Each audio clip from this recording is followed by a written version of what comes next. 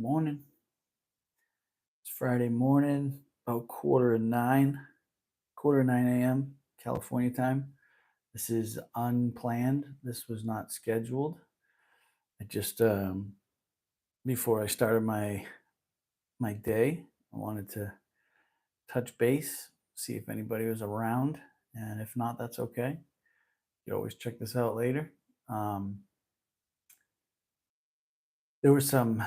I've gotten some questions that I just wanted to address, and I'll chat about them while I'm here on my own. Someone asked me about um, my perspective change when I had a kid, um, and my perspective didn't change right away when I had a child. Um, it took a while. It didn't really sink in. I don't think it fully, sunk in that right away that I had somebody, this human being that was now um, relying on me. Hi, Michelle from Ireland. Heck yeah. Um, yeah, I didn't, when I had my son, it didn't immediately sink in any perspective change. I just kept going on about work and hey Ken, hello Maxine. Appreciate you guys stopping in. Norberto, hi. I was just chatting about a question I was asked about my perspective change when I had a kid, and it took a while. I don't think my perspective changed maybe for 18 months or something, maybe, or at least I don't remember it changing too dramatically right away. Fort Lauderdale, is that down in Florida? You guys got a pretty bad hurricane coming through. I think it was more in the Tampa area, but the southeast is getting a pretty bad hurricane from what I saw briefly. Hope you're all right. Hope you're staying safe out there, Mario. And again, just chatting about. Good morning. Really, just wanted to start my day with you guys. Haven't done this in a while. I'm going to be live Sunday for an extended period of time. I just wanted to check in today, this morning before I got my day going, so that I maybe, it would make my Friday better, and hopefully make your Friday better. Hey, Tammy, Washington, you're right above me, California. So yeah, maybe about 18 months in when I had my son, my perspective changed, and it kind of started to sink in that like I needed to be less selfish, or at least, start thinking less selfishly. Um, but for me, and I don't think this happens for everyone. I can only speak for myself, but for me, having a child made it a little easier to stay clean. A little bit, it didn't. It's not like I had a kid and I was like, oh man, I'm forever gonna, it wasn't like that. But it definitely made it a little easier because I didn't want to disappoint my son. He's never seen me, on drugs, and I don't want, I didn't, I don't ever want that to change. Um, so it definitely helped. It helped change my perspective a little bit on, my responsibilities and having people relying on me, and having to be a little more selfless. Um, thanks, Christopher. Surviving on outside of Tampa, Alex. Yeah, yeah. Be careful out there. I saw some stuff on the news, although I don't watch the news often at all. So I just wanted to touch on that question. There was another question which, uh, a lot of people probably won't. You'll be on one side of the fence or the other, just like I am. I was asked a question about my thoughts on suboxone and methadone. Anyone that doesn't know what those are, I would call it harm reduction. So I went to the methadone clinic for about 2 years, maybe a little longer. I've been on Suboxone plenty. I've never had Suboxone prescribed to me, but I've purchased my fair share of Suboxone. Um, my thoughts are and this is just from my personal experience. When I was going to the methadone clinic, I would have small little stints of not using drugs, but I'd still use. I'd find benzos like Klonopins and Xanax. I would do other drugs outside of opiates because now I wasn't sick because I had the methadone. But I mean, if if being on the methadone clinic or being on Suboxone allows you to be a productive member of society, go to work, not spend your rent money on drugs, I think that it is very beneficial. It did not work for me. I, I'm it didn't work for me. It just kept me in it kept me in and around people who mostly weren't trying to be clean. A lot of the people that I found myself around were just going to the methadone clinic so that they knew they wouldn't be sick in the morning and were still living the drug lifestyle. So I did too. And that's just my personal experience. Do I think that if you're on Suboxone or methadone that you're a bad person or that you can't claim being clean? No, I think it's up to you. Everyone's sobriety and everyone's recovery and clean time is between them and their sponsor. Me personally, I could not connect with my higher power, which I choose to call God. I could not connect while I was on those. And that's just me. I'm not saying that if you're on them, you can't. That's just my personal experience. I was not able to connect to the universe because I still had, if you drug tested me while I was on Suboxone or methadone, I would fail a drug test. The drugs. A lot of people will say you're either in the program or you're not in the program. If you're taking any sort of substance that would make you pop on a drug test, you're not clean. I don't say that. I tend to believe it. For myself, I can't tell anyone else what's right for them. But for myself, I cannot take Suboxone. I cannot take methadone. I cannot take Klonopin or Xanax. Like I can't take drugs and recover. It's just not possible for me. Um, yeah, Tammy, methadone was the hardest thing I ever kicked. I've kicked heroin and all sorts of opiates. Methadone was the hardest withdrawal for me. I didn't sleep. I don't think I actually got any sleep for 7 or 8 days.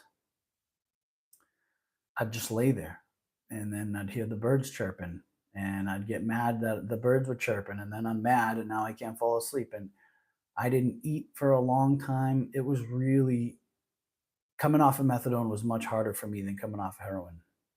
Heroin, 3 or 4 days and you're through the thick of it. Methadone, I was withdrawing for 30 to, I mean, at least 30 days. I don't think I felt normal and had like a normal appetite and could sleep normally for about 2 months. I was on a decently high dose, above 100 milligrams. It was rough, but that's just me. I I am at my best when I am completely clean, using nothing. But do I think that it is useful? Absolutely. I think Suboxone and methadone are extremely useful. I would call it harm reduction. I would call it like a better alternative to street drugs. I wouldn't call it clean, but that's just for me. I would not say that I am clean if I were taking Suboxone or methadone because if you drug tested me, I would fail. Again, I think they're very useful, but that's just my opinion on it. And Maxine, yeah, I did too. I think a lot of people do, but I also think a lot of people really use it properly. And I've seen people, not many, two or three, I've seen use it properly, come off properly, and I assume they're still clean. I'm not still in touch with them, but for the most part, it did not seem to have a high success rate from what I saw. But that's just one person's personal experience. Thank you, McFlurry. I appreciate that. Hey, Seymour. That's okay. If your kid's a friend over and it's loud, I just drove my son. I just got back from taking my son to he's in kindergarten. I drove him to school. It was a good morning. Um, I just wanted to tap in and hopefully see some familiar faces. And I uploaded my interview with my buddy Steve Moy, who did season 14, I believe, season 14 of Married at First Sight. So I uploaded it. I have it in my YouTube. I just haven't published it yet. I will do that today. I think it's great. He's a childhood friend, handsome guy. He's popular in that space. He's got like 80,000 something followers on Instagram. He's a popular guy. He's a childhood friend of mine. Um, I think you'll like it. I think it was cool. It was, it's just a good chat between two childhood friends that hadn't seen each other in a while. And it was good, me trying to, me finding out why you would marry someone without knowing them, and what makes you think that would work, and what it was actually like. And it's cool. And we talk about growing up and what we thought of each other growing up. And I think it's pretty cool. Hopefully you guys feel the same. Oh, hello, Megan. Hello, sweetheart. Um, you're welcome, Virginia. Unfiltered. You're welcome. Thank you for being here. Appreciate anybody that ever shows up. Um, what else was I asked about? I was asked about self care. Rachel asked me about what I like to do for self care. Hello, MC Doe. McDoe? McDoe? Hi. I was asked about self care by Rachel, who um, I think Rachel's great. Um, Self care, when I'm on top of it, pedicures, um, meditation, hiking with Megan, the gym really is part of my self care routine. Getting out in the sun, going to the beach. When I have the time and the money, playing recovery softball with my buddies in recovery. I haven't done that in a while. I don't get to do that as often as I would like to. Um, I used to journal a lot more. I don't do that enough anymore. Um, Megan and I read a book together, which was cool. Reading, I find therapeutic. But yeah, as far as what else do I do for self care? I should do more. Um, I like to talk to people for my self care. I like to talk to good friends and see how they're doing and check in and let them know how I'm doing. Yeah, the beach is the best, Seymour. I agree. Me and Megan go to the beach a lot. Um, building Legos with my son. Uh, yeah. I don't know. Outside of that, there's probably other things that I can't think of off the top of my head. Um, but yeah, I just wanted to check in with everyone and say hello. If anybody has any questions before I start my day, I'd love to answer them. Belfast Dave, my man. Um, yeah, I agree. We can all learn things from everybody. I have 7 years clean. I learn things from people that have 6 months clean. I'm 40 years old. I learn stuff from my 5-year-old son sometimes. It doesn't matter where it comes from. If you're open minded and you know willing to listen and see things from different perspectives, I think we can learn from everyone. I've learned from people I don't like. You know, yeah, people. I believe God works through people, and so I try to give people the benefit of the doubt and listen and see if there's something that I can pull out of whatever they're saying or doing, whether it's positive or negative, whether it's I want to spend more time with this person because I like the way that they're behaving and I like the things they're saying and they do what they say. Or on the flip side, if I see someone's saying one thing but behaving a different way, that is useful as well. I know that I don't want that person in my inner circle, and that which is just as valuable information as if I were gathering, something positive from someone else. Excuse me. Jeez. Um, I apologize. Um, Thank you, Yasmin. I appreciate it. What else is on my mind? I don't know. Your son's gonna be 41. He's been on methadone forever. It's. I know it's frustrating. I get it. It's frustrating for the person on methadone. It sucks. It's not. It's not where you want to be, but it's better than being on the. For me, it was better than the alternative. You know, I was required to go to one therapy session a week while I was on the clinic. They drug tested me. So it puts some accountability. It put some accountability in my life. It just wasn't for me. It just, you know, to me it would be like, hey, we're gonna, I know you're an alcoholic and you can't and you shouldn't be drinking, but if you come to this clinic every morning, we'll give you just enough alcohol so that you don't have, withdrawal symptoms, DTs or shakes or anything. Um, and we'll hope to see it. We'll hope it works out. And then it's not an exact comparison. It's just how I see it personally. I know you want to stop using these opiates. I know it's hard. Come here, we'll give you, this really, really strong one that will stay in your system for a long time so that you don't have to go out and ruin your life and ruin other people's lives and go to prison committing crimes to get the drugs on the street. Do I think it is beneficial? Yes. It just did not work for me. Just not for me. But I think it is very useful for a lot of people.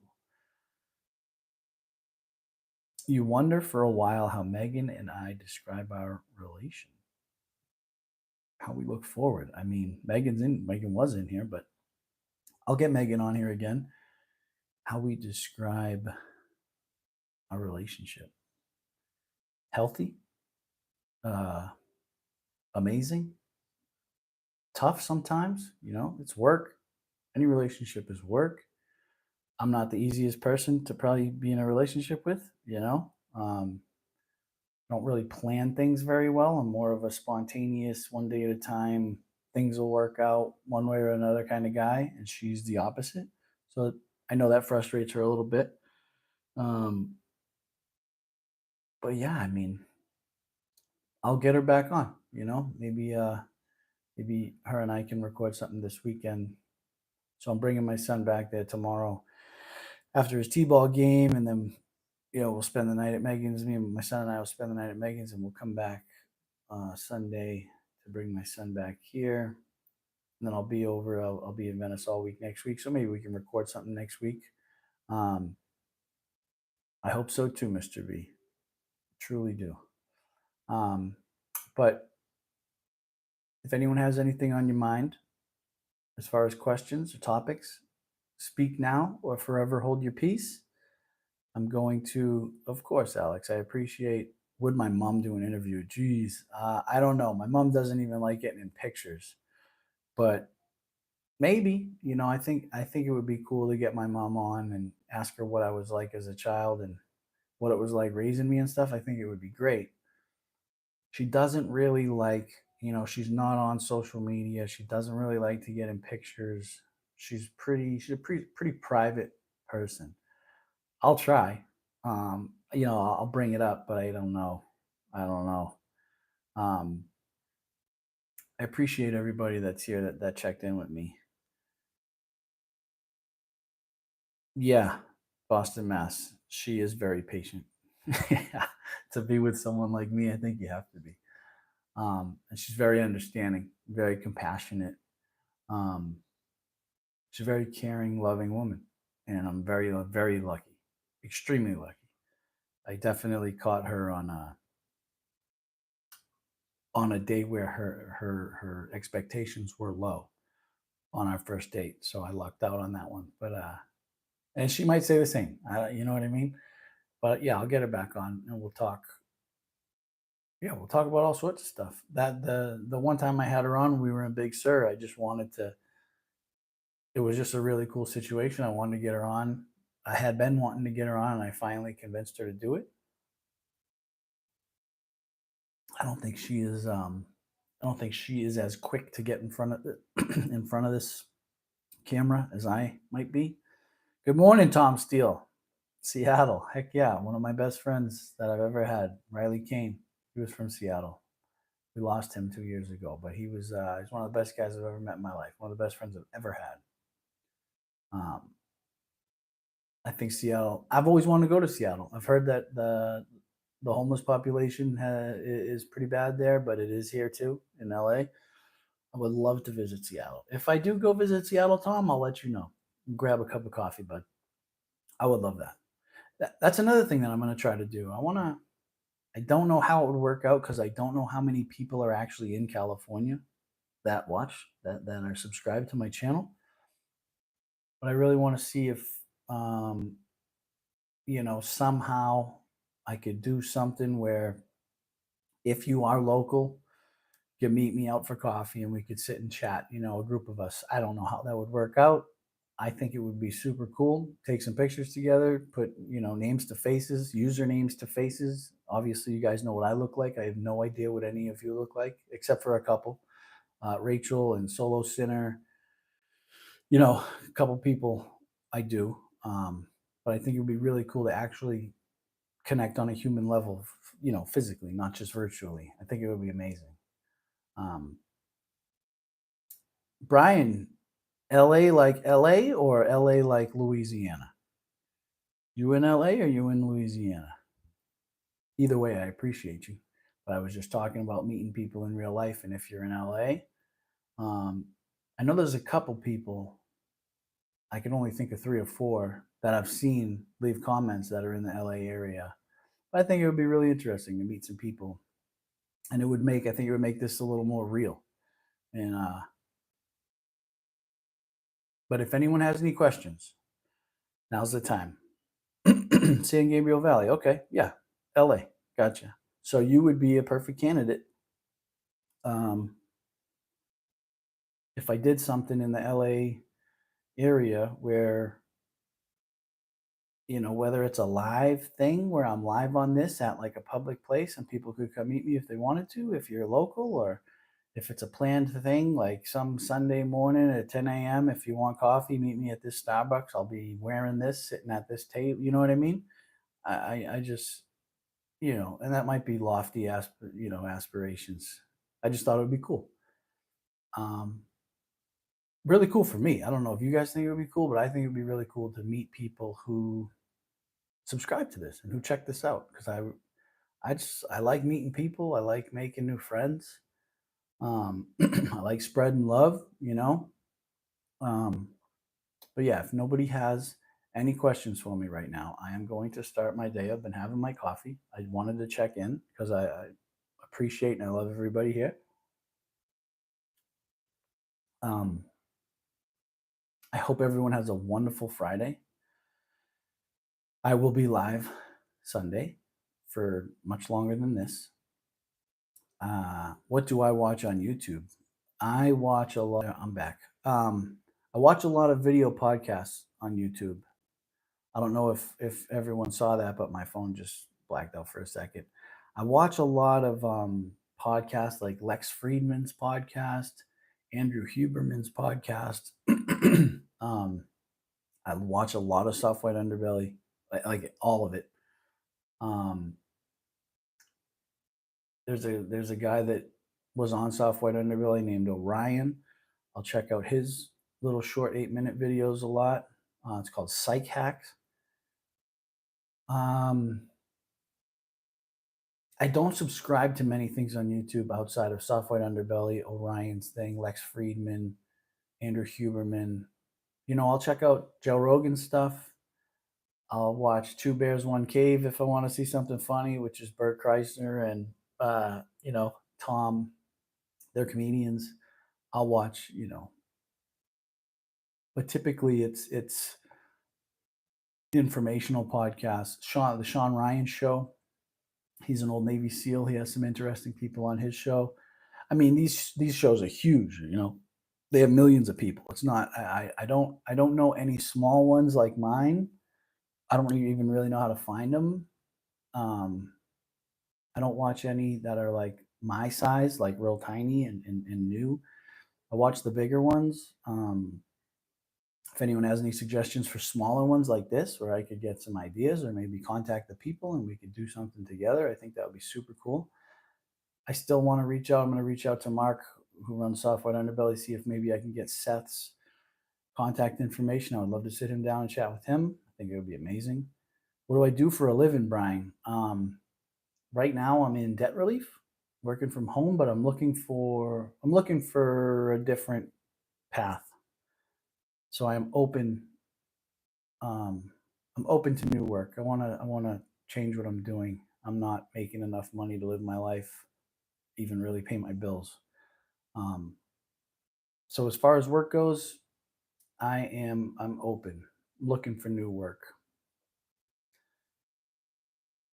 You software underbelly is enough watching. Yeah, I know software underbelly is a lot, but it's so useful. I mean, I pick and choose. I don't watch every single one. Some of the stuff, I don't get anything out of watching a schizophrenic person on meth not be able to form sentences. Not that there's anything wrong with people with mental health or people on meth. I just personally can't get anything from that. The Whitakers, where they're just like, the inbred family where they're barking and not talking English. I don't, I don't like those type of videos, but like people who have been through some stuff. I like watching the trick interviews with like guys that go down to Fig and you know, pay for sex. I find that super interesting because I've never done that and I can't imagine living that lifestyle. But yeah, I like Lex Friedman, Joe Rogan, Sean Ryan show, Andrew Huberman, mostly informational. Um, but yeah, D, you know, if he wants to, my email is on D. If your son, wants to email me and chat, I would be very open to that. Um, Anybody that's struggling, email me. If you just want to say hi, thanks for doing this podcast, email me. Love it. I try to respond as often as I can. Would I work in the medical field? Yeah, of course I would. I would. I'm not the best at, would rather not see vicious wounds and blood, but yeah, I could do that. As a 40-year-old man, I don't know, it's a little intimidating getting into a new field, but it's just something that I need to do. Um, but yeah, I'm gonna get my day started. I love all of you. Thank you so much for checking in. I appreciate you. Send me emails.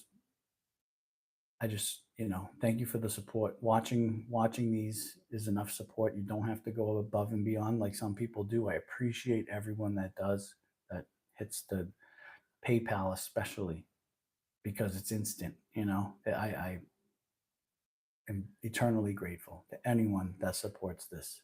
I appreciate you. I look forward to doing more. I love you. Have a great Friday.